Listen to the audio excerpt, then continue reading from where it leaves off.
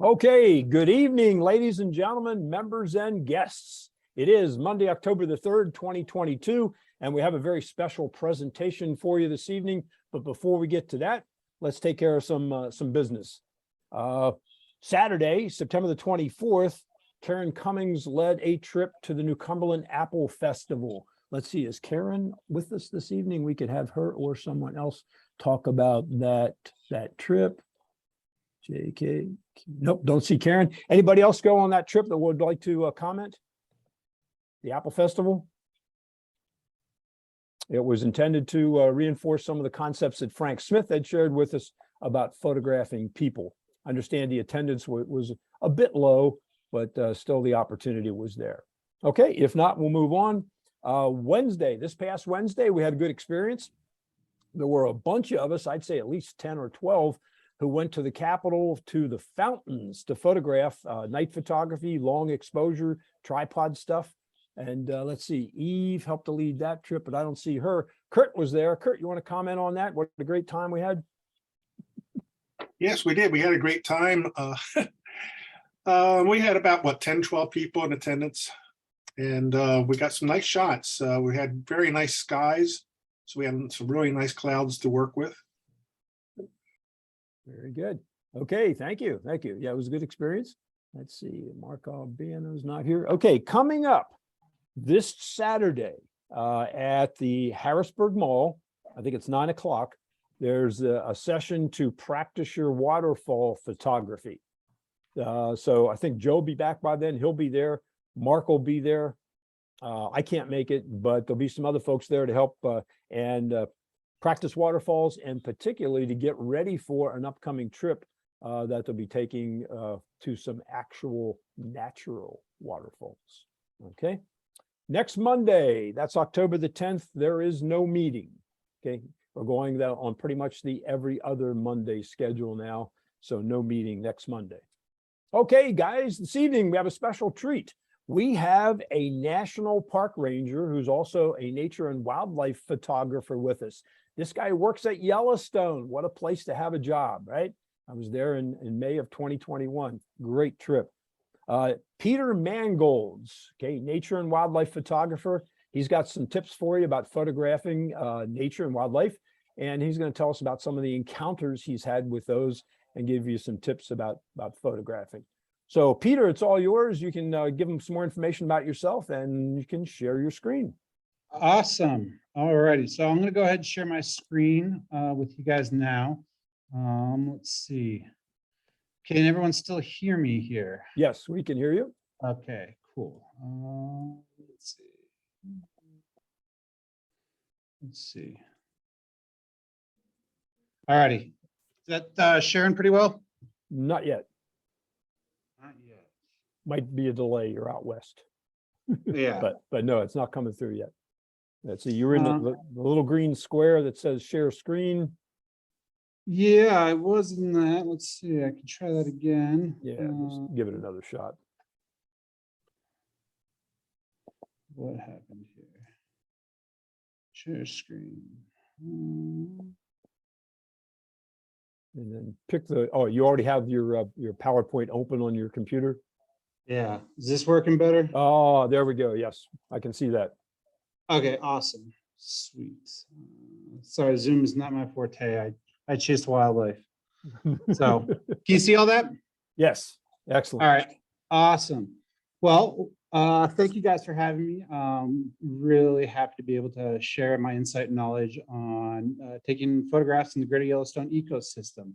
So I specialize mostly in Yellowstone and Grand Teton National Park, both equally. Both are amazing parks. If anyone has been to either one of them, you know that it's truly a special place on earth, especially the United States. And I've had just the amazing opportunity to spend the last 6 years here photographing and spending my time in all aspects with just the wonderful nature and wildlife we have going on here. So I got a lot to cover in this presentation, and I'm not going to cover a whole lot of like technical aspects of photography, like long exposure stuff and things like that. This is going to be solely on photography in the greater Yellowstone ecosystems and all the things you may face if you're going to go take a trip in the future, and if you know you're thinking about taking one.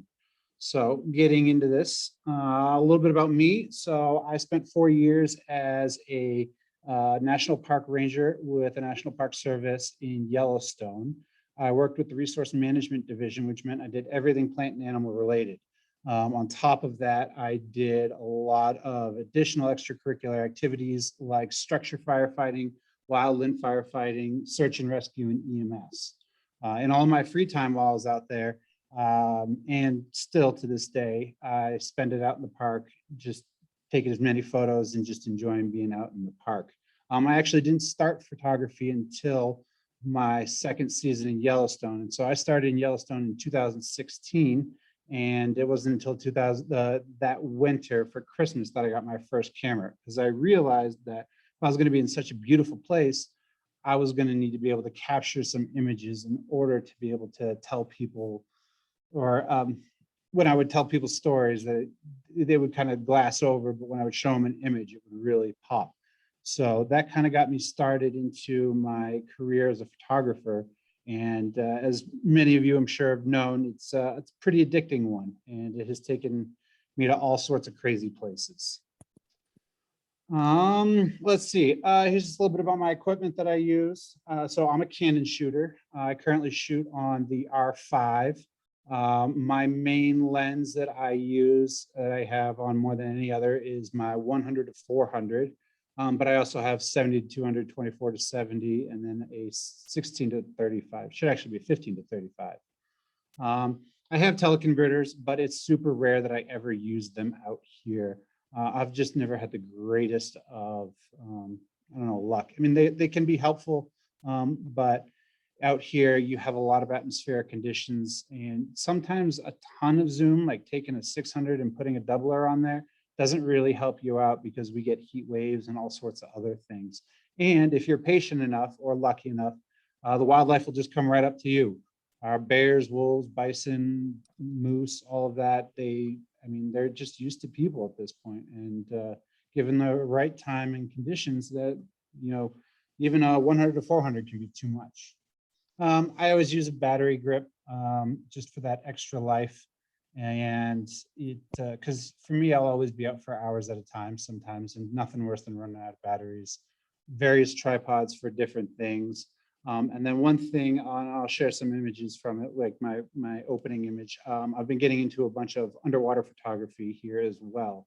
It's a kind of a niche that no one has been doing out here, and I just found it as a fun project. And so far, I've gotten some amazing results, and I've been trying it for about a year or two now, off and on. I'll share some of those images, but I won't get too far into that unless you guys have specific questions, because I have never known anybody else to come out here with an underwater housing with the intent of getting these types of images. But I'm more than happy to share all of my experience on that so far. Let's see. Next page. So first I want to talk about all the different seasons here. So we have very strong seasons here. I mean, it's spring, summer, fall, and winter, and every single one of them has awesome opportunities for different things. There's a lot of pros and cons to really just all the aspects out here. Yeah, but when it comes to photography, one of the best seasons, other than fall, like right now, is the springtime. We will have snow here until May or June, typically, and then immediately go into our wildflowers. So we get an enormous amount of wildflowers here. There's over 350 different species of wildflowers that spring up in all sorts of colors and varieties, and space themselves out over about the course of a month. But what's really nice about this time of year, even though it's not really shown in this image, is we also get a lot of weather. So you get these huge temperature changes between the morning and during the summer, or not the summer, sorry, the afternoon, where you get, in the evenings, it can be down in the 30s and 40s. And then during the day, it can be 60s, 70s, or even 80s. And so that creates a lot of cloud cover, is what you really want for your photographs. It helps fill in this this kind of big blank space that we have here. But if you're coming in the spring, there's a couple things you need to keep in mind if you're coming here specifically for photography. So first off, not all the roads are open until about May 12th. Now with Grand Teton National Park, the roads will not open until May 1st. There are still plenty of them open, but they keep Interloop Road and a lot of the side roads closed until the 1st of May. So you may get, if you get here in the end of April, you may be surprised with a lot of snow and a lot of roads that are still closed, and you will not be able to get into Yellowstone until May 12th from the south entrance. Now with Yellowstone, they stagger out their entrances and they open up at various times of the year. I think the west entrance is the first one to open around April 28th, I believe. Don't quite quote me on that. It kind of changes every year, but they stagger them out, and the south entrance is actually the last one to, oops, sorry.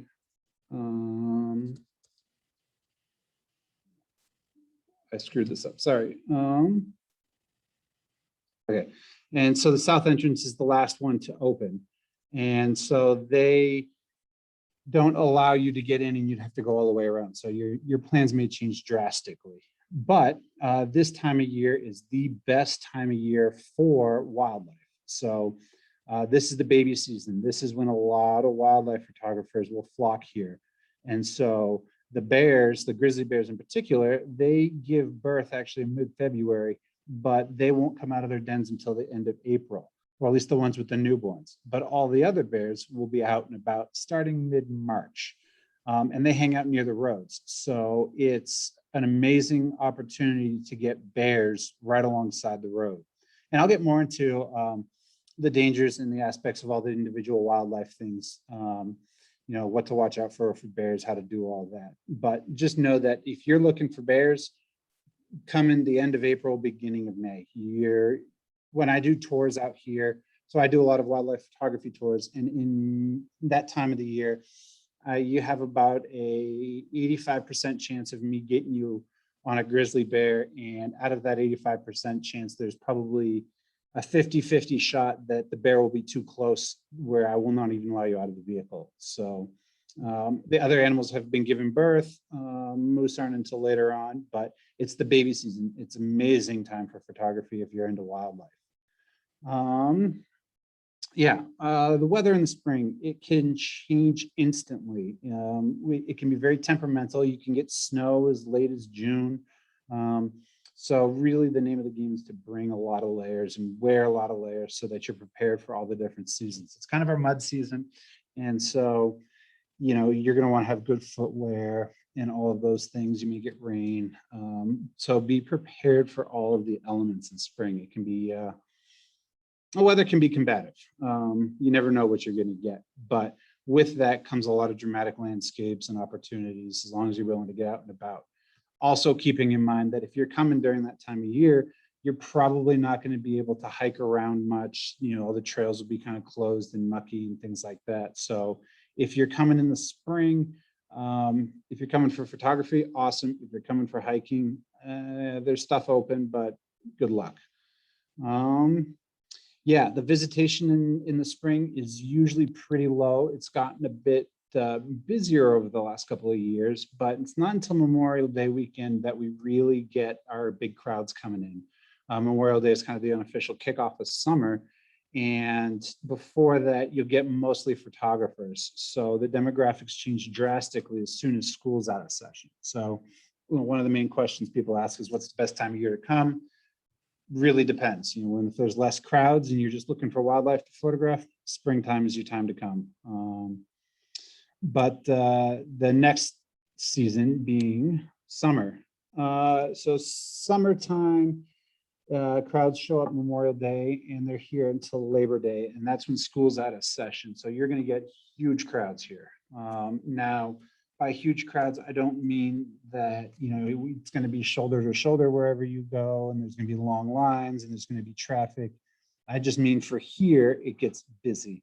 So getting into restaurants and into hotels and things like that, you're going to want to book that well in advance.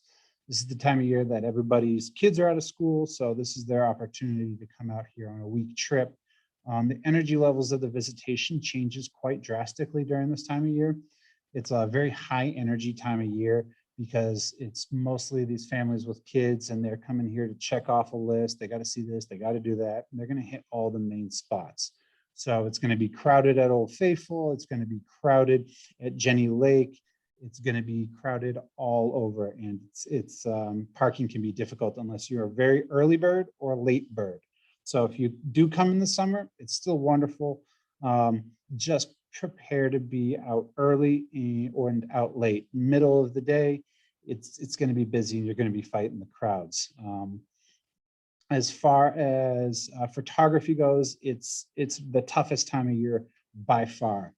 Most photographers, at least the locals around here, they all either go to work or they leave the parks. You generally will not see the locals out there. The light is for photography is kind of turns to junk. It gets really harsh between 7:30 and 8 o'clock in the morning, and that's your only windows from sunrise until then. Very long days. Sunrise is around 5:45 in the morning, and sunset is right around 9:15 at night.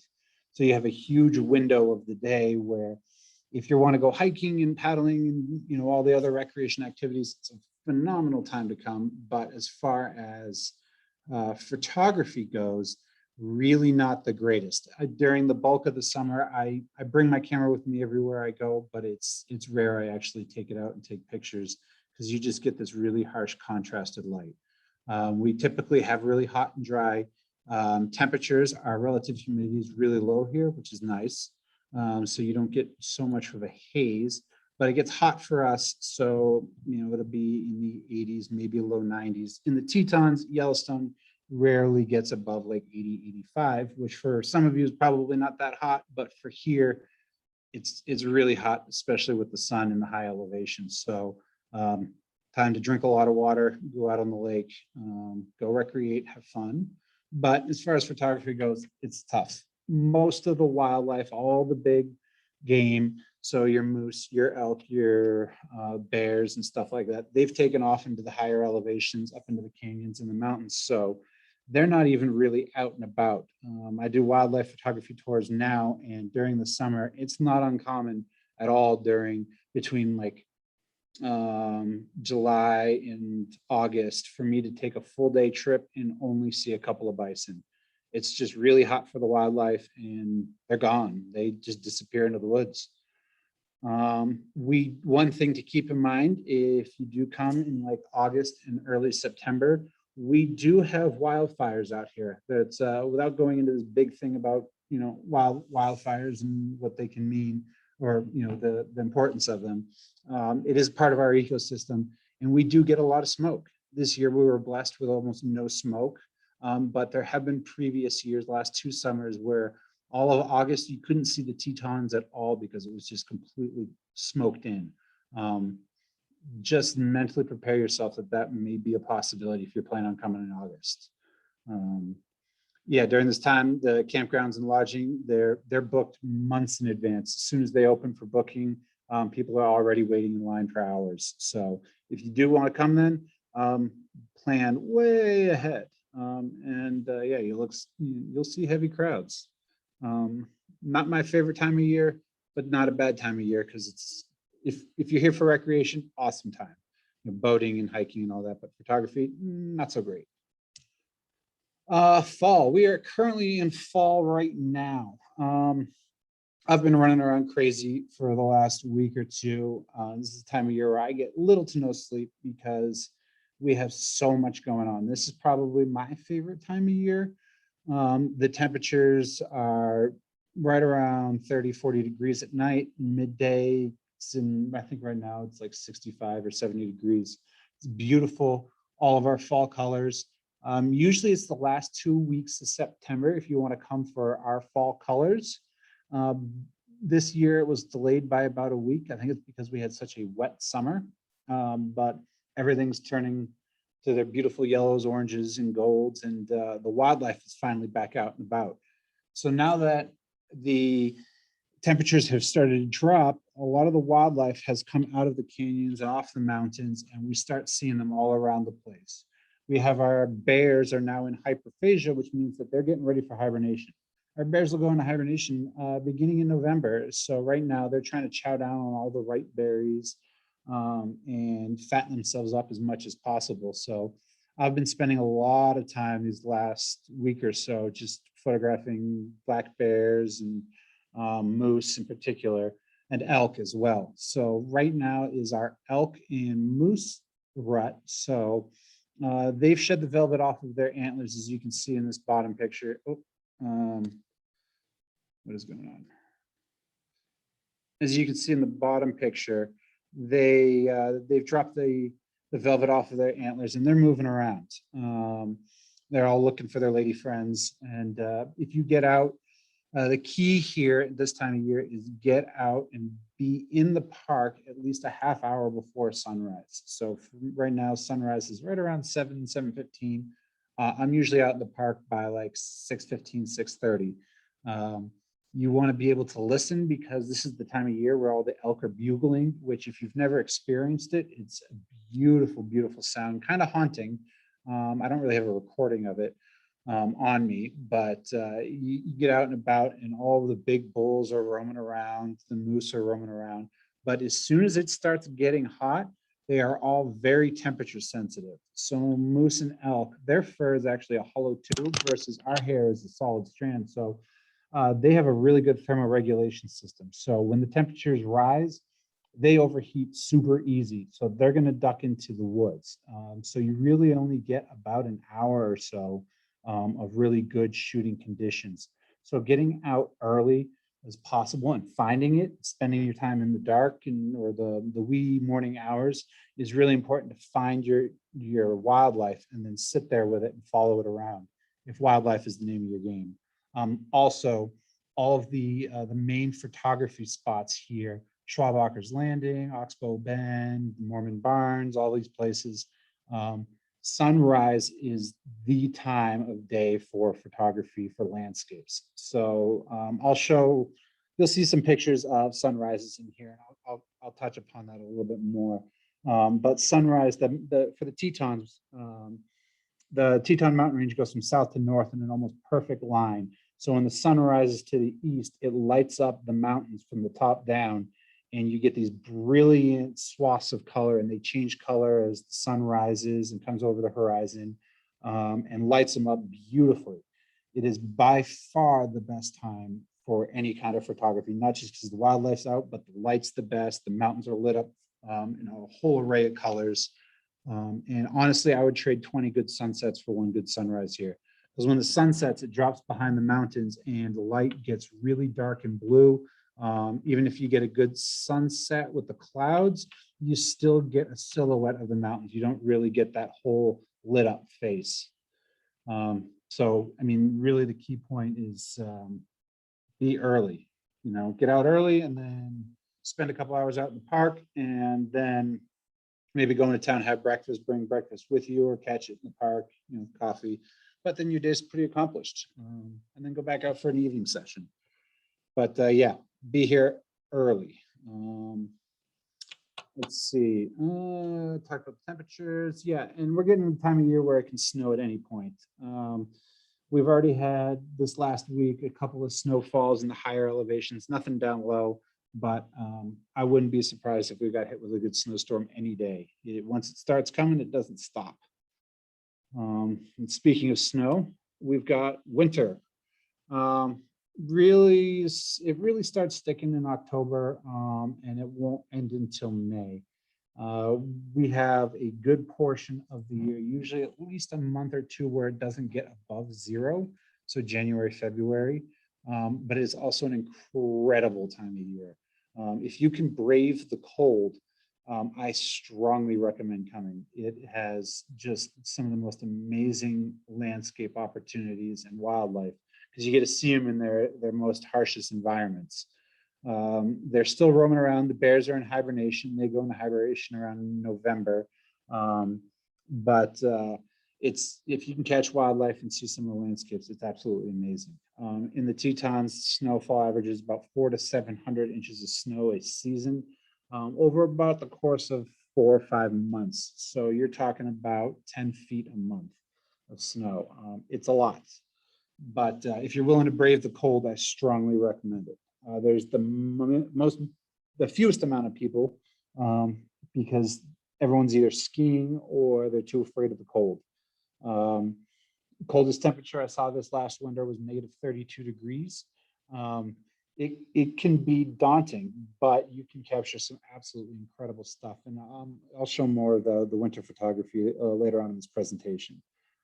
Key things in the winter with photography is, for me, with my camera equipment, I do not warm it up or cool it down quickly if I can avoid it. So for me, if I know I'm going out in the morning, I'll have my camera all set up and ready to go, and I'll put it in my car overnight, and so that it's there in the morning. And in that way, when you jump out of the car, it hasn't been really had time to warm up in the car. And so when you get out, it doesn't frost over, you don't get condensation and all of those things. And then when I'm done for the day, I'll leave it in the car. I'll pull the memory cards out, walk inside, but leave the camera in the car, let it kind of cool down. Or I'll put it in, I have a Pelican case, and I'll put my camera in the case and then bring the case inside with me. So that way it can warm up slowly. Because if you just take a camera that's been sitting out in negative 30 degrees and you bring it into a warm temperature, the whole thing will get covered in frost, and inside and out. I mean, I've made the mistake of doing that, and I've seen the inside of my lenses frost over, which is a pretty daunting and terrifying thing. Key thing is to just let them sit in the sun at that point and dry out as best as possible. But it's really important to not heat them up or cool them down quickly. I always carry extra batteries with me closest to the skin, so I'm always wearing layers, and so I'll keep them on the inside jacket, like a breast pocket, to keep them warm, because they do freeze up. One of the roughest moments I've had in the cold was 2 winters ago. I was photographing wolves in the northern tier Yellowstone, and we had been outside for about an hour and a half, and it was, I think, like negative 33 or something like that morning, and waiting on these wolves that had taken down an elk the day before. And so we had 23 wolves about 120 yards out from us. And then right as sunrise came up, the wolves decided to move off the carcass and onto this little hilltop. So I turned my camera on, and it immediately froze up because the camera battery had cooled down to about negative 30 degrees. So I had to take off my gloves and fumble around in my jacket for my battery at the time, and swap them out. And in that amount of time, I actually got frost nip on all my fingertips and was not able to pick up any hot beverage or any beverage for about a week with one hand. Like, I couldn't use my fingertips. Worth it, but cold is a very, very real thing to think about. So looking back on that, moving forward, I would probably keep my batteries in my jacket and keep them warm until it's time to put them in the camera and start shooting, if you're going to be waiting around. But other than that, the camera worked fine. I got my pictures, I got some video. It was an absolutely incredible moment, but it's cold. Dress warmly. Glove liners are a blessing if you're going to be here in the winter. So they make EMS, REI, a whole bunch of Black Diamond, a whole bunch of sporting goods stores. They make glove liners, and they make them with the electronic fingertips, so you can use like touch screens, like your phone and stuff like that. They're an absolute blessing, because wearing big, thick gloves out here that you need, you can't push buttons very well. And so if you need to take a glove off, it's nice having those glove liners underneath to be able to push all the little buttons and swap your hands in and out, instead of just having your bare skin exposed to the elements. I absolutely love them. I've never really had good luck with hand warmers. Some people swear by them. I've just never had great luck with them. I think that's just not getting too far into the hand warmers. I think that's just something you would have to experiment with. I do have these little electric hand warmers that I do love. They're called Okupa hand warmers. I can share a link to those if people are interested later on. They're battery operated and I can slide them into each glove, and they're absolutely wonderful. But the little like hot hands, little ones that come in the plastic, I've had very, very mixed results to the point where I just don't deem them reliable. Let's see. Homework, knowing your species. So the next whole bunch of slides is going to be about the dangers of habitats or habits and locations of the main species of wildlife that everybody comes here to photograph. There's a whole variety of wildlife here, which is absolutely incredible. So whether you're a birder, whether you're into moose, bears, bison, any of it, this is an absolutely astounding place for wildlife. But each one of them is different. You can't really treat any of them, and sometimes not even the same species of animals. So like one bear is different from another. They're all different. So let's get into that. Bears. So we'll get into bears because that's usually the first thing everybody asks about. We do have grizzly bears and black bears. This is a grizzly bear who had actually, if you go on YouTube and you punch in grizzly bear kills elk in Yellowstone River back in 2020, this bear from this picture that I took, he chased that elk into the Yellowstone River, drowned it and dragged it over and buried it. It's bear 791. He's one of my favorite bears. So when I was a ranger, this was my district of the park, and I dealt with this particular individual quite a bit. He's about 500 pounds. He's an absolute beast. We always called him the Dark Knight because he was like Batman. You'd never see him, and then he would randomly show up and wreck house and then just disappear into the night. You wouldn't see him again. Doesn't care about humans. Never had any issues with that, but one of the only bears I've known to chase and drown an elk. Not only do that, but he did it a week after taking down a bison, a fully grown bull bison, which is an insane feat of strength because fully grown grizzly bear, he was about 500, 550 pounds. Fully grown bison is about 2,000 pounds of pure muscle. They are not animals to be messed with. But this guy just thought it would be a good time for lunch and nabbed one. There's lots of dangers with them. Grizzly bears do have a track record of injuring people here, but that is mostly because of surprise encounters. While photographing bears, chances are 9 times out of 10, there's going to be a ranger or some sort of wildlife brigade or someone present, and they will be able to oversee the situation and let you know whether you can get closer or farther away. When I was a ranger, so generally speaking out here, the legal rule is 100 yards from grizzly bears at all times. They don't want anyone getting closer than that for obvious reasons. Grizzly bear can run at 45 miles an hour for 1.5 miles. They are very quick animals, but they do not see humans as a threat or as a food source. So a lot of things you've seen in Hollywood about grizzly bears, or at least the ones here in the greater Yellowstone ecosystem, are just simply not true. If you see them on the trail, they will not typically chase you down or anything like that. They don't see us as a food source. So I think in the last 40 years, there's only been one incident where it was proven without a doubt that a bear killed a human in a predatory manner. All other encounters have been because that bear was surprised or defending its food source. So someone was walking through the woods and they weren't making any noise and the bear was sleeping and they spooked it and the bear just reacted. Or the bear was on a food source, like in the fall, this is the time of year where people are hunting and they leave like the gut sack from an animal, like an elk out in the woods. Bears find it. Another person comes along, another hunter doesn't know that gut sack is there. The bear defends its food source. So if you're ever hiking in the woods out here, carry bear spray and know how to use it at all times.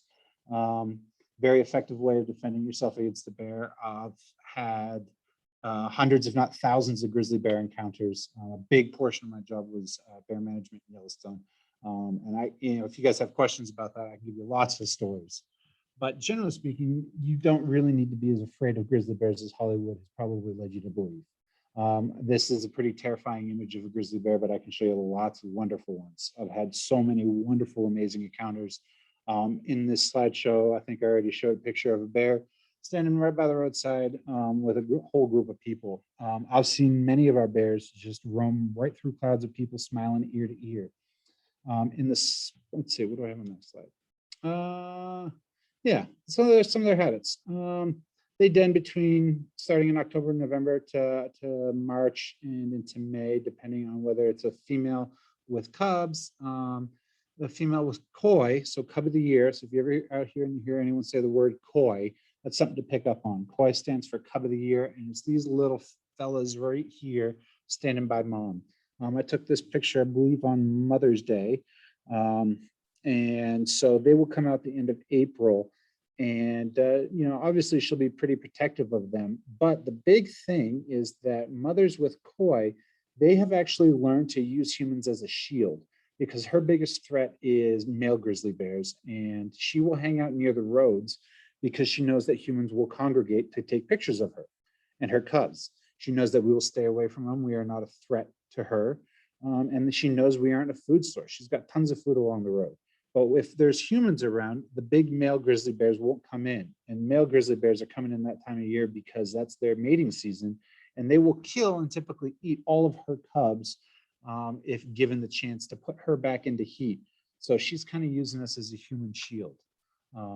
It's an interesting way of things happening, but that's how it happens. But so you can get, I took this, I was, I think 60 yards away when they walked out of the bushes here. You know, it's a phenomenal time to get pictures of mothers and cubs in the spring. They're forest edge animals. They love big open fields with a hard forest edge to them. So, you know, a good place to look for them is right along the forest edge. 85% of a grizzly bear's diet is plant matter. So don't think that they're carnivorous and they just kill and eat everything that moves like Hollywood tells you. They want plants. That's their main diet. They're really not looking, they're opportunistic. They're not going to try to hunt. They're terrible hunters. You know, so don't think that if a bear sees you, it's just going to hunt you down. A lot of them follow the same typical routines and routes. You know, there's many bears that if I see it in a particular place at a particular time, I can tell you pretty much where it's going to cross the road and when, just because they follow the same routines and patterns. I have two grizzly bears out along the East Entrance Road in Yellowstone that I know their patterns to a T. They follow the same things. So if you are following a particular bear, you know, maybe ask around someone who seems like they've been there for a couple of years, or they may know that bear, and find out what the bear's habits are. And it may give you an opportunity to be one step of the game for when the bear crosses the road. You know, you can place yourself in an awesome spot. You know, not all these bears are aggressive. You know, Hollywood makes you think that, you know, they cross paths with you, they're going to attack you at a moment's notice. That's really not the case. I mean, I see bears walking through crowds of people, smiling ear to ear. There's actually one bear out along the East Entrance Road in Yellowstone. Her nickname is Snow, all blonde colored bear. She knows me by scent because I've dealt with her for so long as a ranger and as a photographer. I've seen her walk right through crowds of cars. They just don't mind. We're not a threat to them. They know they're top of the game. That doesn't mean get close to them, but just don't necessarily be as terrified of them as you know, myth has led you to believe. But you know, keep that healthy respect, because not all of them are habituated. We have some bears that can be quite aggressive, and they will bluff charge you, which, having been bluff charged and real charged several times, I wouldn't exactly put it on a bucket list. It's not fun. I mean, you don't need coffee for about a week afterwards, but you know, just give them a healthy respect, but don't be terrified of them, especially our black bears. Our black bears, to me, are giant squirrels. I've been photographing them for the last couple of days, last actually really week or so, and you know, they're just looking for berries. They don't care about humans. They'll go running off if you start shouting at them. Grizzly bears, if you do encounter one on the trail, your best possible course of action is just to start talking to the bear at just a regular tone of voice, like you're having a conversation with someone at lunch. You know, just say, hey bear, I'm over here, I see you. You know, don't eat me. And then back away slowly. Let the bear know you're there so that it's not surprised. Don't ever, ever, ever run from a bear, because first off, they'll outrun you. And second off, their predatory instinct might kick in and they might chase you. Just back away slowly. I had an encounter earlier this season, and I know I have the picture in the slide, of doing sunrise at Oxbow Bend. And I was taking pictures of the flowers, and I heard a rustling in the bushes, and I thought it was another photographer. So I popped my head out over the bushes, and turned out to be about a 500-pound grizzly bear staring at me face to face from 20 feet away. I didn't have my bear spray on me, which is an extreme rarity. But all I did was I just slowly stood up and started talking to the bear. We made eye contact, that whole thing, don't look it in the eyes, also a wives' tale. Let the bear know you're there. I just backed away slowly, and it just didn't care. It just carried on its way. It wanted nothing to do with me. Best time for bears, mornings, so like that encounter, and evenings. Midday, just like a lot of the other large animals, they're hiding out in the woods. They don't want to deal with the heat. They've got those big fur coats. It's all about the economy of effort around here. They'll be napping all day long. So usually people go out in the mornings, get your shots, and as soon as the bear starts wandering off, everybody calls it quits and then comes back later in the evening. Great time for lunch and naps and all that stuff. Let's see, locations. So here's an example of a mother bear. She actually has, it's the same bear as the one in the previous photo. She has 3 cubs with her, but you can't see them all in this photo. They'll just go walking right through groups of cars. They just don't care. You can expect them realistically to be at any time, at anywhere. I mean, I've seen them in the middle of the day. I've seen them in huge crowds, in places you least expect them. This last summer, we had our celebrity bear here in the Tetons, Bear 399, with her 4 cubs, who were 2 years old at the time, so pretty much fully grown. They wandered all around town, and you'd think you wouldn't see one in a neighborhood, but there they were. And in the spring and in the fall, they're along the roadsides. In the spring, they're going for all the new growth plants and all the roots and stuff like that. They'll be digging those up, maybe looking for a deer or something that was killed over the winter and buried in a snowbank, those kinds of things. And in the fall, they're looking for berries and other vegetation and stuff like that. Middle of the summer, good luck. They're high in the elevation, high up in the elevations. They're up in the mountaintops, digging up worms and moths and things like that. It's extremely rare that we see grizzly bears in like August. Now there are every once in a while some random encounters, but it's not too often that we see them in summer. Let's see, I have a raised hand here. Let's see. I don't know. Anyways. Yes, I have a question for you, Peter. Yeah, what's up? I have a problem talking, so I won't talk long. What do the bears have a problem with the wolves out in the parks? No, not really. So they are kind of if there's a big carcass, say a bison dies or something like that, it's not uncommon to see bears and wolves on the same carcass. They aren't friends, but they aren't enemies either. Typically, they actually kind of sort of have a symbiosis going on, not really. The wolves are extremely good at hunting. They're just masters of it. Bears are terrible hunters. They're opportunistic. So the wolves will typically kill something, and then the bears will sniff it out, and they'll come in and kick the wolves off. And usually by that point, the wolves have finished their meal, and then the bears come in. But it's come to think of it, I have never actually seen them fight. I do have a kind of a funny story about that. When I was a ranger, I had a mother bear and her cub in a field about 40 yards off the road, and they were grazing in a field, and a pack of 5 wolves showed up on the other side of the field, probably another 30, 40 yards away. And everybody started freaking out because they thought the wolves were going to kill the bear cub. And they all came running up to me and said, Ranger, aren't you going to do something? Those wolves are going to kill that bear. And I just looked at them and I was like, what on earth do you want me to do? You want me to just walk out there and put my hands up and say, all right, everybody play along, but they just kind of eyeballed each other and carried on their way. They're just, they don't really care about each other. if that's what answers your question. Thank you. Yep, no problem. And we'll get, I think I got wolves in here as well. And if not, I'll definitely talk about wolves because that's a big one. But in Grand Teton National Park, very popular places in the springtime to find people looking for bears is going to be Pilgrim Creek, Pacific Creek, the Dam, and Willow Flats. These are very popular places for bears to be. Sometimes the easiest way to find animals here is just look for the crowds of people, because there's people who've been coming here for generations pretty much, and they know where to look.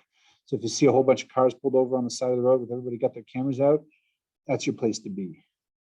In Yellowstone, East Entrance Road is the one I know the most because that was my district of the park.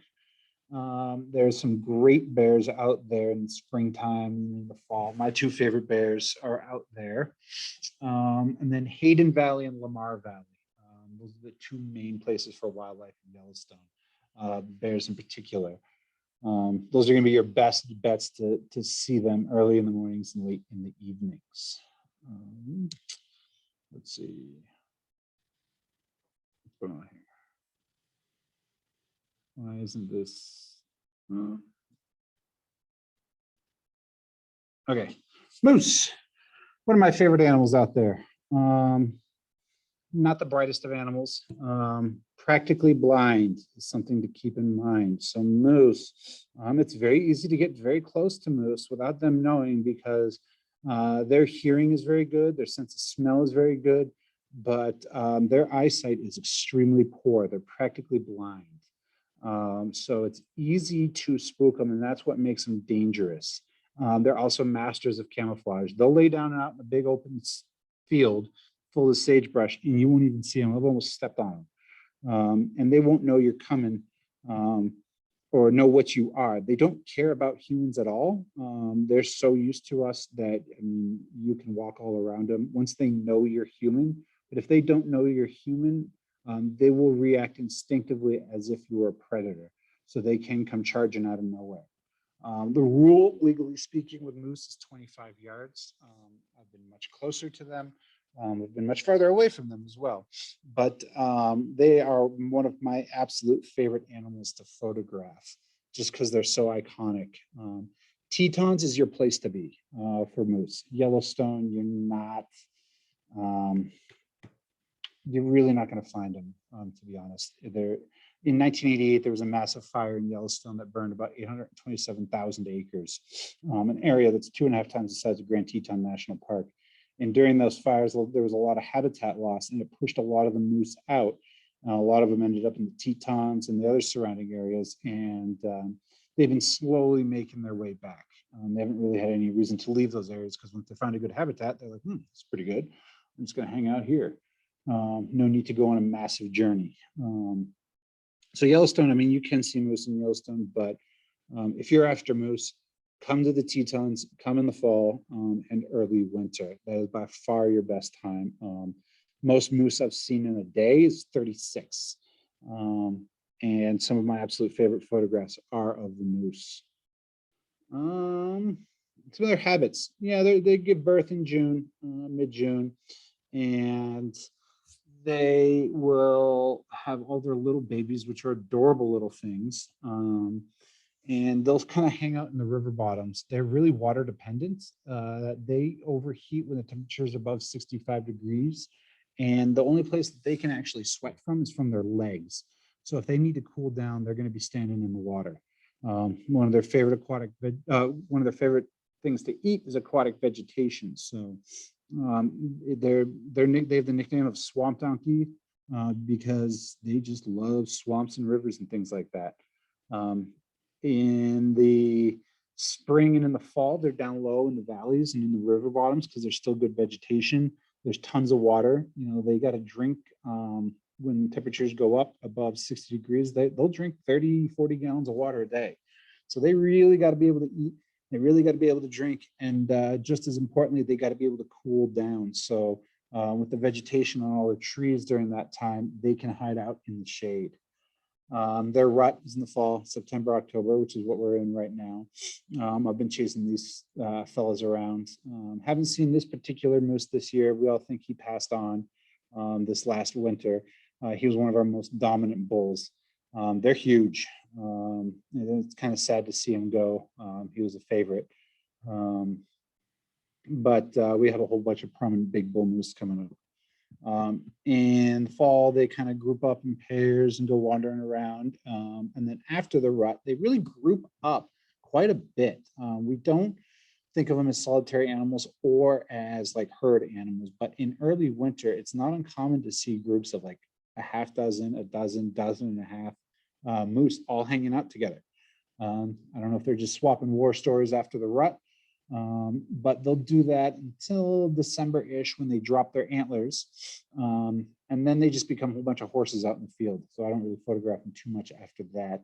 But they start spreading out in the wintertime. And then going into the summer, they'll be pretty solo from that point on. So early winter, fall, best time for moose by far. Locations for moose. So this is a favorite spot of mine for moose. This is out towards Antelope Flats in the Tetons. This is called Kelly Warm Springs. In Yellowstone, there is one location that is fairly reliable for moose, particularly in the fall. And that'll be in the northeast corner, which is actually closed off now until they repair the roads from the flooding. So you can't even get out there right now. In the Tetons right now, they're really all over the place. Grovant Campground is a very popular place for them. Moose Wilson Road, Schwabacher's Landing. These are all names of places that if you've been here before, you've probably explored some of them. Very popular places for very good reasons. But, you know, they could be anywhere. And in the wintertime in Jackson, they'll come wandering around our streets. You know, if it's a really harsh winter and there's a lot of snow, they'll move into town because we plow all of our roads and walkways, and they have a whole buffet of food that we've planted in our yards in forms of bushes and things like that. Let's see. Wolves. Okay, another big topic question, not question, topic species are wolves. So first and foremost, in the greater Yellowstone ecosystem, there has been no recorded incidences of wolves harming a human being, period, ever. There's a unfound fear of wolves that people have coming into this area who've never experienced wolves before, and they're only relying on what Hollywood tells them. I have never known a wolf to even threaten a human being. They keep their distances from humans. They do not like humans at all. They were hunted out to extinction at one point, and they were reintroduced in 95 and 96. Your best time of year for wolves is February during their mating season. I took this, so when I was talking about getting my camera freezing up and getting frost nip on my fingers, this was in that series of days. This is the Wapiti Lake pack. Some of their habits. So they are pack animals, obviously, but it's kind of rare to see them as a huge group. I'm sure the first thing that pops out when you see this picture is that collar around its neck. Some of them, just like in this photo, you can see on some of them, they do have GPS collars on them. They're heavily studied animals. They are not fond of humans.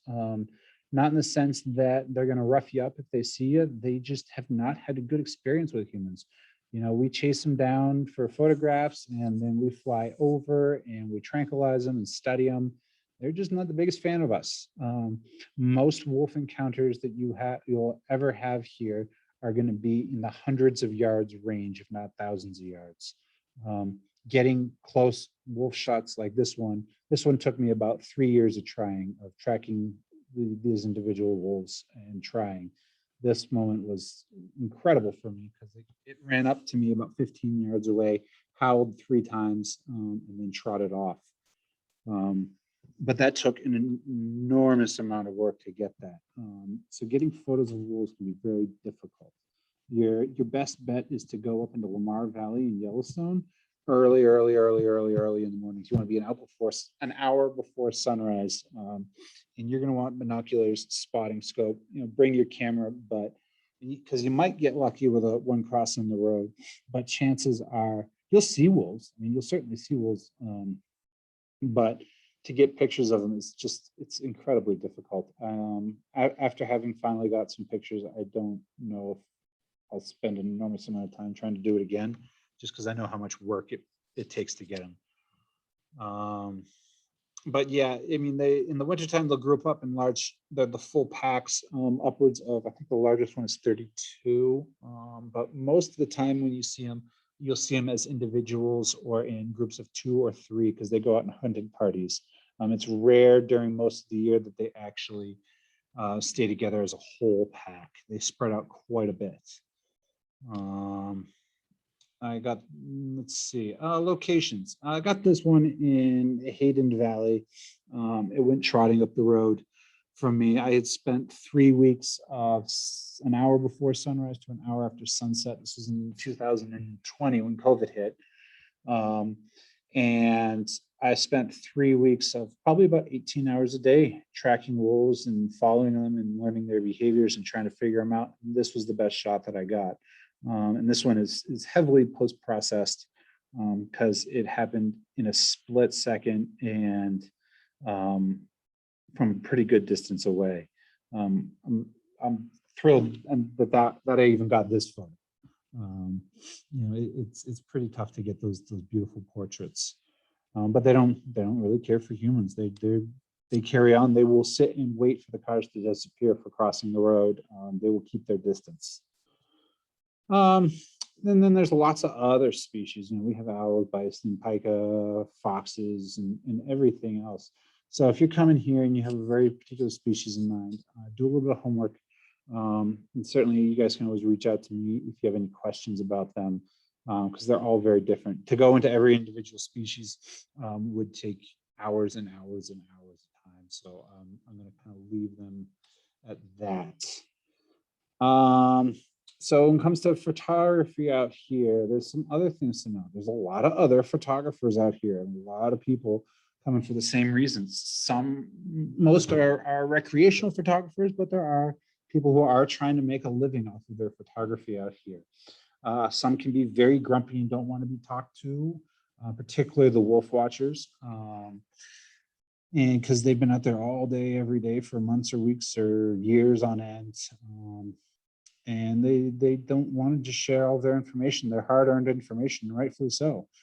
A good way that I've found getting information from people is bribe them with food. Just shut up a conversation with them. I mean, it sounds stupid, but I always carry gummy bears or cookies or something with me, and I'll start sharing with a group, and that just opens people up to talking if there's nothing going on, if you're waiting around on a carcass and stuff like that. And a lot of these photographers, like myself, we will spend weeks living out of our cars. So just something simple like food can go a long way, because they're eating peanut butter and jelly sandwiches, and they're out before sunrise and they're out past sunset, not sleeping much, and don't have time or money for hotels and things like that. So just, offer little treats and just get, people to open up. Generally speaking, everyone's very kind, and don't be shy. Don't be afraid to talk to people. They'll let you know pretty quickly with their body language whether or not they're willing to give any information or not. Going on with that, try not to ask specifics, because it's kind of an unspoken rule around here not to give exact locations of information of an animal. Like, I saw such and such animal at exactly such and such place.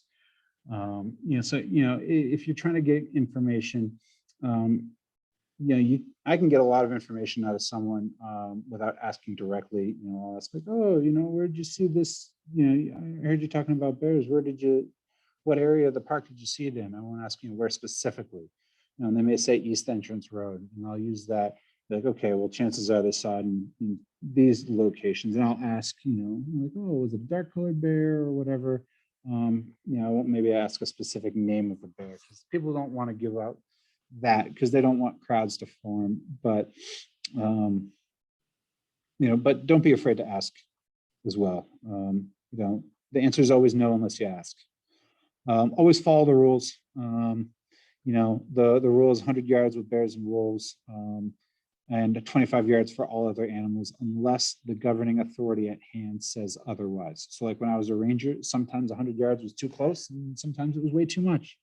And there are many times I let people comfortably sit 50 yards away from a grizzly bear outside their vehicles because I felt the situation was comfortable and I was happy with it. But sometimes I'd have people 200 yards away because it would be open. So kind of follow, generally speaking, follow the crowd unless it seems like they're doing something stupid, in which case, don't do that. And even if the rule is 100 yards and everybody is standing 200 yards away on like a ridge line and there's no ranger or anything present, don't be that person who just goes walking out in front of the crowd. You'll get a lot of angry looks. Kind of like stick with the crowd. They kind of know what's going on. Don't seem desperate. People will not really, don't go begging people for information because they'll just clam right up. Also, as photographers, I know this kind of goes without saying, but never ever walk in front of anyone, no matter what. Here, I've made it a personal habit that no matter what, if I'm walking through a crowd, if I have to go way out of my way, I will never ever walk in front of a camera, even if they're not shooting and there's no animal out. I just don't do it because you can get some side looks pretty quickly. Let's see. Don't be afraid of the crowds. These bear jams, these people will crowd around the animals because that's what they came to see. Don't be afraid to join them. You can have some amazing opportunities of seeing this wildlife. And yeah, you may be standing around with a whole bunch of people, but the animals don't really seem to mind too much for the most part. And if they do mind, they have all the room in the world to leave. Be kind, be courteous, and don't be afraid of the crowds. Oh, biggest rule when it comes to parking in these parks with your vehicle, a big don't be that guy kind of opportunity is don't be that guy who parks in the road and gets out of your vehicle or parks in oncoming traffic. People do that. It's maddening. The rule here is always park with all 4 tires over the white line. You can park anywhere you want along the roads as long as all 4 tires are over the white line. That's the rule. Don't block traffic. Do not stop in the middle of the road, even if there's no one behind you. Pull over. You can anger a lot of people really quickly by blocking traffic and things like that, because not everybody does want to see the wildlife. People won't care if there's 2 grizzly bears right on the side of the road. They'll blow right past you. So don't block the road. Tracking, I won't get too much into that because I'm kind of running out of time. But there's lots of tracks all over the parks. You can sometimes track animals. It's pretty cool. You can see them all over the place. They're just kind of fun to see where an animal has been. Getting the shots, planning it. Plan your shots out ahead of time. Your landscapes, stuff like that. The night before, be prepared. So that way, you're in the morning. You're tired. Time zone is different. You can just pack up and go, and you know where you're going. Have a backup plan. Like if in the Tetons, if there's one area where all of a sudden it's super cloudy, you might go somewhere else because you can go from the south end to the north end of the park and have very drastically different weather. So always have a plan B and know where you're going. These parks are pretty big, so kind of getting to know the park is ahead of time is a big bonus, especially in the early mornings. Sometimes have patience. Sometimes it'll take hours. If there's a carcass, 100 yards out from the road, find a good parking spot, bring a lunch, bring your food, and hang out. Just relax. The predators will come. It's worth waiting around for, especially because as soon as those animals show up, if you've got a good parking spot is worth its weight in gold around here during a carcass event, because that's a Super Bowl event around here for photographers. All the bears and wolves will show up, and the second they show their face, everybody and their brother is going to park their car in the middle of the road, and they're going to block traffic, and they're going to get out of their car, and it can turn into a zoo pretty quickly. But if you have a good, comfortable spot, it's a huge bonus. Performing, with wildlife, if you've never shot wildlife, think of it as sports photography. You're gonna be shooting fast.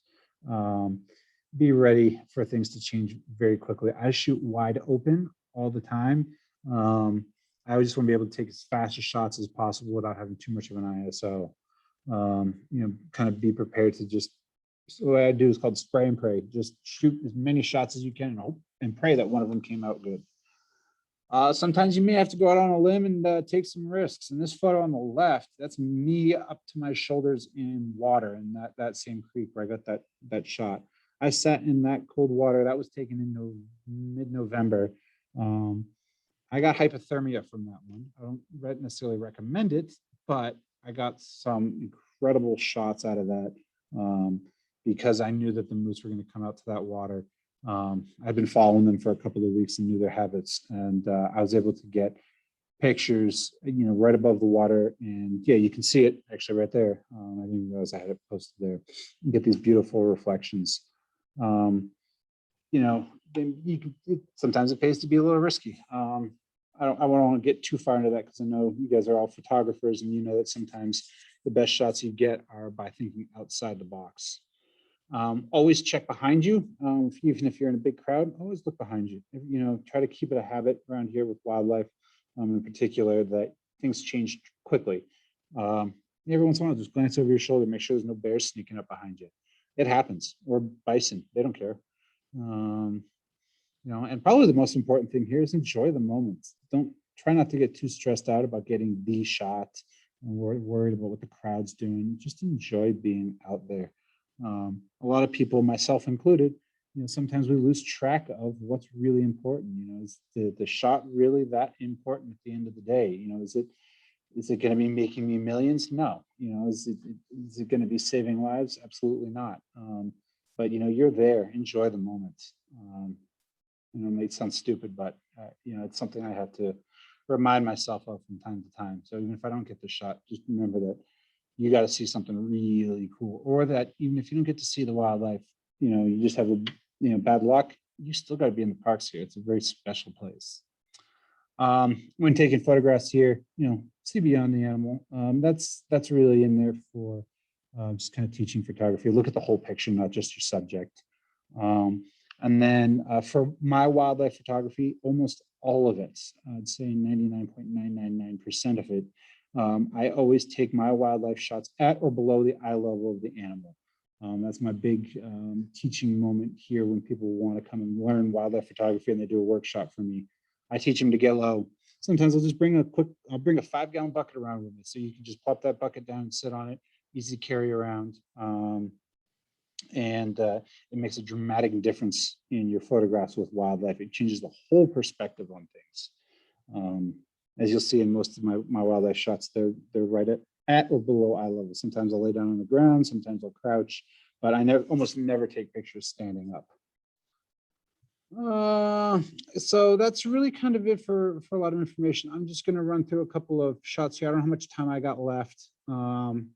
This is just kind of a gallery portion. So I'll just run through a bunch of these shots and then leave it open for discussion. This is on Jackson Lake. This is my friend Arthur. This was last fall. Just to show you a variety of stuff that we have here. We have lots of mountain goats. These are some of my favorites. They're very, very tough, require a lot of climbing, but they're pretty cute. Bighorn sheep. If you want bighorn sheep, come here in the wintertime. You go into the elk refuge in Jackson. You have a 99% chance of seeing them there because they all come down from the mountains and hang out on the backside of the elk refuge. You just drive right through them. Don't let them lick your car. I've gotten into a lot of arguments with the bighorns because they lick your car for the salt, and you can get in a lot of trouble because that's how they spread diseases. Beautiful coyote in the winter. We get lots of snow, as you can see. There's sagebrush under there. That coyote's probably walking on 3 feet of snow. This is from this last spring with our wildflowers. This is up on Signal Mountain. Our grizzly bear 399. This was taken in the middle of May, and it's snowing. I laid down in a mud puddle for this one. More mountain goats. I love landscapes, trees around here, layers. I'm always a sucker for that. I'll pull my car over for a tree at any time. Moose. So this is taken during a sunrise. You can see the mountains turn this brilliant, kind of Pepto-Bismol color. And more layers that you can get in Grand Teton National Park and other places. Bison, one of my favorites. Is my favorite animal personally.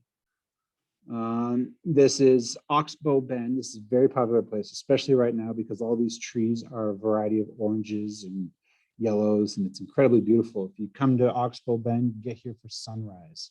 What's cool about this picture, you may not be able to see it, but in the bottom, swimming there is actually 5 grizzly bears. That's bear 399 with her 4 cubs in tow. Those aren't all ducks. One of the few shots I've taken standing up, but I couldn't pass up that opportunity. Bison, sunrise, the Tetons. So this is going into my underwater photography a little bit. This is in the springtime.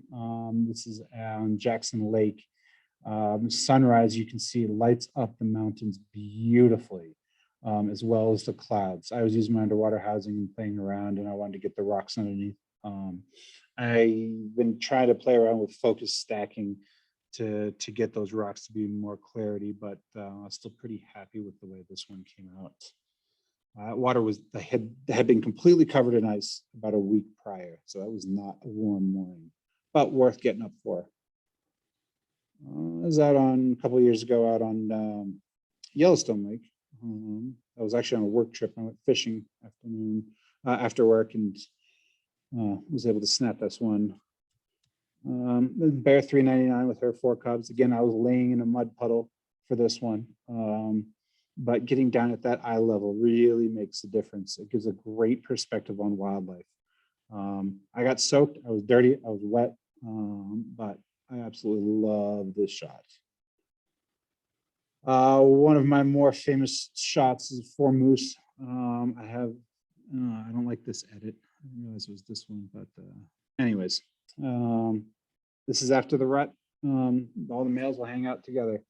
I put this on the cover of my calendar that I sold, that I've been selling this year. And I actually got an award for this one. I got first place in a federal employee photo contest. So for all federal employees in all national parks, there was a photo contest. And this is the image that won. So pretty cool. I think Badlands in South Dakota, they actually have used this image in their brochures as well, which is weird because I don't know if there's even moose in South Dakota. So it's kind of an odd thing, but pretty cool. One of my favorite images taken years ago. I don't know why I love this one. It's simple, but still one of my favorites. Bison out in Hayden Valley, sunrise. As you can tell, I get out for sunrise quite a bit. This is at Schwabacher's Landing, one of the many spots. I got this spring with a moose. Sunrise, it lights up those mountains beautifully. And you get that whole cloud cover color change as well, and wildlife's out. So highly recommend sunrise. Again, another sunrise moose. This is also Schwabacher's Landing. You get beautiful reflections in there in the Tetons. This is out in Hayden Valley in the winter. Those snow drifts range from probably 20 feet deep to just a few inches. To get to the interior of Yellowstone in the wintertime, you have to take a snowmobile or a snow coach. Highly recommend you do it. If you're going to go in for photography and you're used to the cold, go on snowmobiles. Because if you're in a snow coach, it's like a snowcat. And you'll be there with 6 of your friends or whoever. And if they find an animal or something like that, everyone's going to be elbowing each other to get out that door quickest. If you're on a snowmobile, you can just pull your camera out of your jacket. They generally stay warm enough, and you can get your shots pretty quickly. But you'll be on a snowmobile, so you're at the mercy of the weather. So pros and cons to both. Otters, gotta love the otters. Wintertime is a great time for otters. They're easier to find because all the foliage is off the trees. It's pretty rare we find them. So I was pretty pumped when I got the opportunity to get this little family of 4. don't discount the black and white. Ansel Adams took one of his more famous black and white photos here in the Tetons. It's just a spectacular mountain range with a cloud cover. This is taken in the spring as the snow is melting, but we get fresh snow as well. Bears can be anywhere at any time. Here's a mother black bear with her 2 cubs swimming at a very popular beach. They need to cool down as well. Don't be afraid of the black bears. Like I said, they're giant squirrels. For the birders out there, we have long-eared owls. We have 5 species of owls: great grays, great horns, long-eareds, northern pygmies, and saw-whets. We'll only photograph long-eared, great grays, and great horned owls. I got this image last fall, early morning sunrise, with the elk. It's about a year ago. Just a spectacular time of the day. Even if you just get to hear them, it's really, really cool. I took this one just a week ago. As you can see, we're getting some snow on our higher portions of our mountains. Just a light dusting. Most of that's melted off, but we do have glaciers. Mountains can make for some pretty dramatic landscapes. Fall colors. Wolves from that same instance. That's the same wolf from earlier with that color. I shoot the Canon R5. It's mirrorless. And so it has a wonderful eye tracking, which worked beautifully on this animal. I got about 250 images of this animal running straight at me, and all of them are in focus. And I guess I'll leave that up for questions. So I hope I didn't go over my time too much. No, Peter, that was fine. That was a fabulous presentation. Thank you very much. Oh, Yeah, you're let me- welcome. Let me start things out with questions. At the very beginning of the presentation, you mentioned that you don't use extenders, and you mentioned heat waves. Would you Yes. explain for everybody what the concept is there? Yeah, so when you use a teleconverter on there, usually they're 1.4 or 2-time teleconverters. So if you have a 400 millimeter lens and you put on a 2-time teleconverter, you now are essentially shooting at 800 millimeters. So you'll have a lot of zoom, but we get heat waves here. So in the summertime, when that heat from the sun hits the ground and starts warming it up, you get this shimmering in the background, and it can destroy images. If you've ever seen heat waves off of a pavement or something like that, it's the same effect. But with a teleconverter, you will see that animal, that subject closer, and you may not see those heat waves between you and that animal or that subject, but your camera will certainly pick them all up. And you may think you got these great, beautiful full frame shots of a bear or something like that. You'll go look at them on your camera, on your laptop, and realize that they all look like they're out of focus, just because the heat waves are so bad. Okay. And it happens in the winter too, surprisingly. So that's another thing for the winter is we get heat shimmer. So as soon as that sun comes out, if we have a bluebird day, meaning there's no clouds, and that sun starts beating down, you get these heat waves off of the snow, and I mean, it'll destroy images. It can be kind of heartbreaking. So I've learned that the hard way. So I don't use them, and I will just suck it up. If I don't have enough lens, I don't have enough lens, and that's that, and just sit there and enjoy the moment. Okay, thank you. If you have a question, would you go down to the bottom of your screen, probably is where it's located. You'll see reactions. Just click on that and click on raise hand. It'll show up here, and then I can call on you, as I will now for Terry, who has another question. I have one more quick question. Yeah. I understand there are places in the parks where even rangers are not allowed to go unless there are 2 of you and that you are armed. Is that true? Yes, that is very true. Okay. So Thank you. oh yeah, just to touch on that briefly, those kinds of places are carcass dumps specifically. So when an animal is hit by a car and we have to put one out of its misery, we take that animal off and cart it to one of the carcass dumps so the bears can get it. They're very, very dangerous places because as soon as you drive down that road, all the bears know what's coming. They know you've got a bison or an elk back there, and they'll jump on our vehicles. It can be sketchy, it can be pretty cool, but they're very well marked as a place that you can't go. You don't have to worry about accidentally stumbling upon them. Thank you. Okay, Peter Yeah, no Dixon, problem. a fellow wildlife photographer, he has a question for you. Yeah. Go ahead, Dick. If I was to try to plan a trip to Yellowstone or the Tetons in the winter time, you've already said probably go on the snowmobile, but how would I start planning that? So I would, if you want to do the winter time, unless you want wolves specifically, really anywhere from kind of New Year's until you have until March 15th to get into Yellowstone. That's going to be your window. So it's really going to be December, end of December until mid-March is going to be your best time. We'll get lots of snow, and then you really got to plan out where you want to be and what the roads are going to look like. If you want to go into Yellowstone for a day or two, or a couple of days, I would plan on staying out of West Yellowstone in Montana outside the west entrance, and book in advance. They only allow a certain amount of people in per day.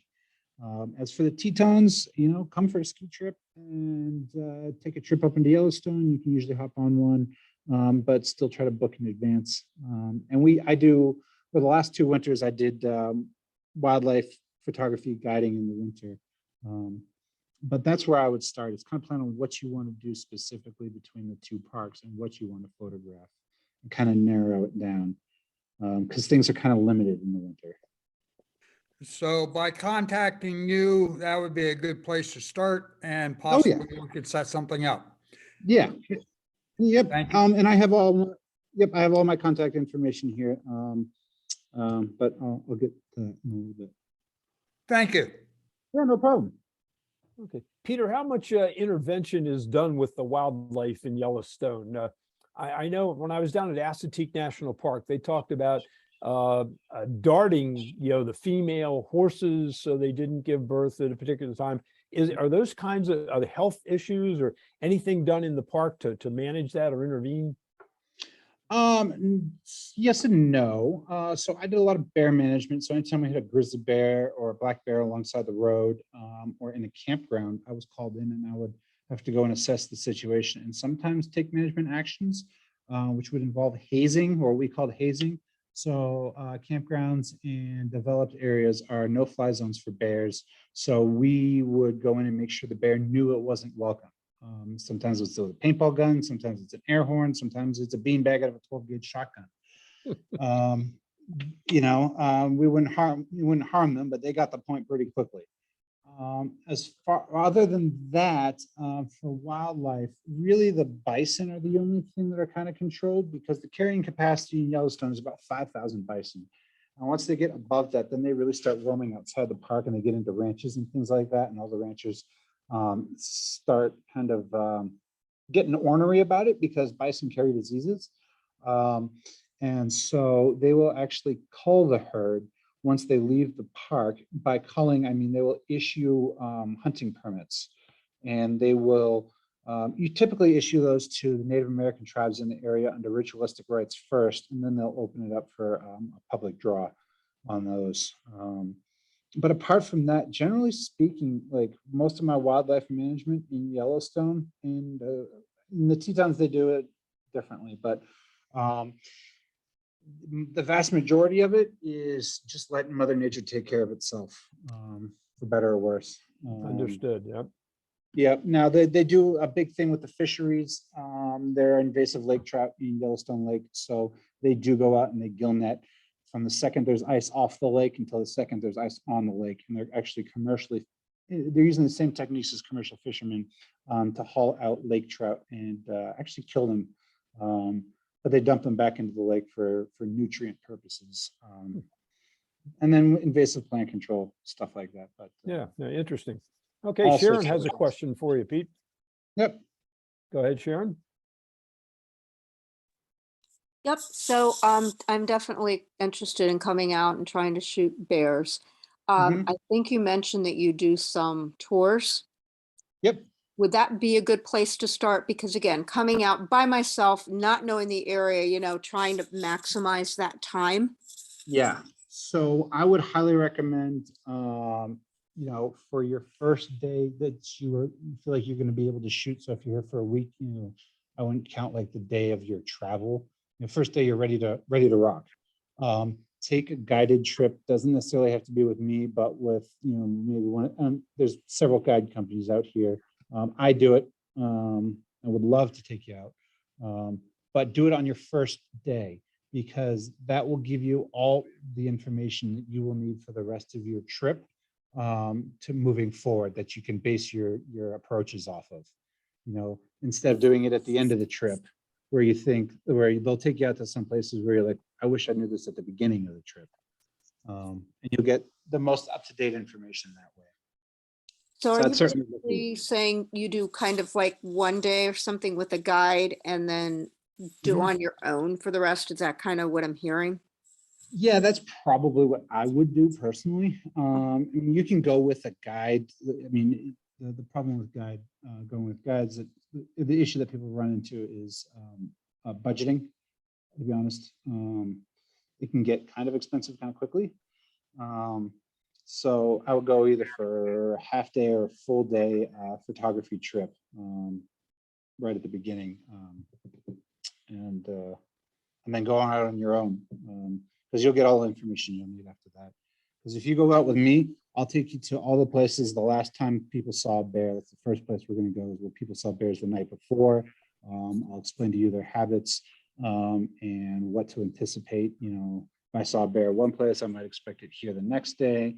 And you'll get all of the up-to-date information right there, and then you can kind of base yourself off of that. But if you can afford a guide for a week, do it. It makes life so much easier for the photographer, because I will bring you lunch and breakfast, and I know how to work my way through the crowds. You don't have to worry about driving, because bear jams can get a complicated traffic mess. And so I manage it so you may not get the most number of shots, but all the shots you do get will be phenomenal compared to everybody else. No, that's exactly what I'm looking for, because I did that out at Denali, although it was, again, just a quote photography trip booked from the cruise line. Mhm. And it was kind of not that experience. You know, you could tell the Yeah. person didn't really have the knowledge that you're sharing, because you know the animals, but you also know photography. Yeah, and I know how to read the crowds and how the management works around here. So like Yep. a big problem people have on their own while out here is, so say a bear comes out and is moseying around in a field alongside the road, everyone's gonna park their cars and create this big traffic jam. Now that bear starts walking down the road paralleling it, everyone typically here, they will sit there and they will take pictures of that bear's butt until it disappears, and then everybody gets in their cars and chases down behind it. For me, what I'll do is, as soon as that bear starts making that movement, I'll already be in the car, have it running. All you got to do is hop in, and we will go to where the bear is going and get ahead of it. And then you'll get all those face-on shots. Instead of trying to fight the crowds and all of that, I'll already be in the car with it running, and I know how to work the system, and it works out wonderfully. I love doing it too. Even if I don't get any shots, I love it, because I love people getting their shots that way. You don't go for those bear butt shots. I've got lots of bear butt shots. I've got thousands and thousands of bear butt shots. Hey, as a Canon R5 user, do you use the electronic shutter? No, I typically don't. I don't need to shoot that fast. I'm not really into birding. Yeah, but it gives you I- silent and 20 frames a second. I know it does, but that's a lot of data generation real quick. I spent this last November in Tanzania, and I ended up using the electronic shutter for most of the time, because my girlfriend was with me. She was filming, and so I had to be silent. And I ended up like taking like 65,000 photos on 2 And safaris. Were they and all it was raw files? all raw. Oh yeah, I always shoot raw. Okay, So, very good. so it was massive data generation. And I didn't need to shoot that fast. Yep. How do you handle, when you're on a trip like that, how do you handle all those files? Do you have the external portable drives you take? Yeah, so I have external hard drives, and I take all of my images, even if I'm not on a trip like that, and I take them off my camera and put them straight onto the hard drive, and then I work off of my hard drive through Lightroom, never off of my laptop. So I'm based off of a laptop. Very good. So that's pretty portable, and I'll be doing that this winter. I'm going to be spending it overseas in all sorts of places working on a film project. I'll be in Indonesia, Nepal, Papua New Guinea, Sumatra, Borneo, and Costa Rica. All right. Big think it- 5-month-long trip. Thank you. Dick, do you have another question? I see your hand's still up. No, I've asked all my Oh, questions. Thank you okay. very much. Very good, very good. Yeah, Peter, I saw a lot of the animals were tagged. You mentioned that. Yep. What animals do they tag and number? And you seem to know them by name and number. Which Uh, ones do they some tag of and which them- ones don't they? So some of them have like this wolf right here has got the GPS collar on it, right here. The wolves, it's a problem with photography because they do have that collar. But the bears, let's see, where is she? Like bear 399. So any bear that has been captured has been given a number. The bear butt right here. And whenever they're captured, they're given a number. And they're entered into a database, a national database, for cataloging purposes. And they may get a collar or they may not get a collar. But that bear will always be bear 399 because she was the 399th grizzly bear to be caught. Some bears are given names by photographers. I can think of some great names. We have Rocky, Hobo, Sputnik, a few others. There's some terrible names too, Raspberry Snow, Felicia. They all have their own different personalities, but yeah, they do get collared. It can be a pain in the butt for photography because nobody wants to see a collar. Yeah. As part of the research, do you go into the dens then while they're hibernating and measure body temperatures and weights and that kind of stuff? There are people that do that. It's very rare that they do. Those are more of our bear biologists. I never did anything like that. Yeah, I saw a project in the Smokies where they had done that. Yeah. Yeah, that's more on the real nitty gritty science part of it. I was more of the management side of it. Okay. If that makes any sense. Yep. Sharon, another question? Or maybe that's a leftover hand. Sorry, nope, nope. So when you're shooting mostly animals, Mhm. if that's your goal, do you usually use tripod, monopod, or are you mostly doing handholds? I don't have the funds yet to buy a big prime lens, so I don't really need a tripod. And what I have found is if you can do just a monopod or handheld, it can be greatly beneficial to you because you can move around quickly and you can navigate through a crowd, and as the crowd is moving, so if there's like a bear, there may be 100-200 people there. And if they have tripods, if that bear moves, they got to shuffle around with everybody else in their tripods, and it's a pain in the butt. So I almost entirely shoot handheld. See, and I'm more comfortable with that. Not that I've shot wildlife out in the wild. It's been a lot of zoos, stuff like that. I usually shoot with like a 150 to 600 Tamron and all handheld. So that you think would be appropriate. Oh yeah, absolutely. Yeah, if you can handle that lens, because it's a little bit of a heavier lens, wonderful lens though. If you can handle that, handheld, yeah, absolutely. Yep. Maybe a monopod. Some occasionally use a monopod, but it's pretty rare. I hate not being able to wiggle my way around things. I'm actually a really big person. I'm 6'4". So for me to be able to wiggle through things can be a challenge sometimes, and I try to ease that pain as much as possible. Okay, great. Because that would be my goal, was to do more handheld. I'm just more comfortable. Yeah. Yep. No, but with the bigger lenses, I understand why people use tripods, because they can be heavy to hold for quite some time. Yep. Okay, guys, I don't see any other hands. Let me give you another shot at it here. Anybody else have a question you want to ask? Great opportunity. Got Peter, obviously very knowledgeable, great experiences. Peter, Dennis, I'm going to say, this is Dick Messner. I'm going to say this has been one of the best programs we've had, but I like wildlife. So thank you very much, both of you. You're welcome. I hope I didn't just run on. Would everybody unmute yourselves, please? Let's do the traditional give Peter a hand type of thing. All right, thank you, Peter. Terrific. You're welcome. Thank you, Peter. Thank you. Thank you All so much. I right. learned a lot. Oh, Thank you're you. welcome. Hey, Yeah. Your photos are fantastic. Oh, thank you. Yeah, Peter, Yeah, I hang spent on a lot there of time out just here. a minute, if you will, and we'll chat as people come and go. And Hey, Dan, yeah, Chip. can you have Peter put up his information there? It was only Oh, yeah. flashed up for a second. Oh, Yeah. sure. Yeah, and I'll send it out Uh, tomorrow in the follow-up email too. Okay. Yeah, I'll let's see here. Oops. Where did it go? The last one. Oop. Right there. It disappeared again. Oh, did it? Yeah. No, I got it. Oh, can you see it? Oh, okay. It must Yeah, have, I have oh, it. it moved on my screen. Yeah, it went to the, Oh, I don't have my phone or my email on there. But I can share that with Dennis Oh, and pass that around. So if You you want- guys are coming out, please feel free to reach out to me on any platform. If I don't get back to you right away, I'll certainly get back to you. Just say you're, you just had a couple questions. And I'll be more than happy to help you guys out. okay. Peter, you said that you use a monopod for your heavy lens. Have you ever considered making a rig out of a gun stock?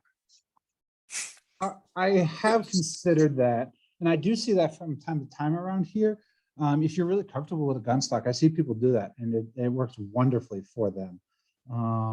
Really, the only time I really used a monopod of ton is when I was in Tanzania. I rented a 400 prime, and I put a gimbal head on it because I had very limited space inside the vehicle. It helped me out, but I have not done that modification myself, but I certainly see it around. I built my own stock and it works pretty well. Yeah, I know it seems like it works great for a lot of people, actually. I've thought about it. I just haven't done it myself. Okay. Peter, have you received the check from the club? I have not. Oh, okay. Isn't it Rich, you sent the check, right? Correct. That was sent out 2 weeks ago. Oh, Huh. 2 weeks ago. Ooh. Okay, if you don't get it within a few days, Peter, let me know, okay? Yeah, All right, sounds please let good. us know. Okay, we'll take care of Yeah, that. All right. Well, Peter, thank you very much. That was tremendous. A fabulous oh, you're welcome. My Thank you. pleasure. Yeah, really enjoyed it. And you can tell by the way people are sticking around. They don't even want to leave. We're going to let you off the hook. I'll send you a link to the recording tomorrow. And you said it's okay for me to send your contact information out to everybody, right? Oh, yeah, absolutely. And everyone's encouraged, if you have any questions at all, please reach out. Okay. More than Now, happy to what help. was going to ask you about that, your kit, that very first slide that showed all your equipment. Yeah. Where do I order that one on the left? She's taken, by the way. There will be a ring on that Alright. one soon. so That just looked so like you're a aware. special order to me. Oh, it is a special order, believe me. All right. Thank you, Peter. Thank you, guys. I'm going to end the Thank session for you. tonight. That was great. And they Good night. Good night.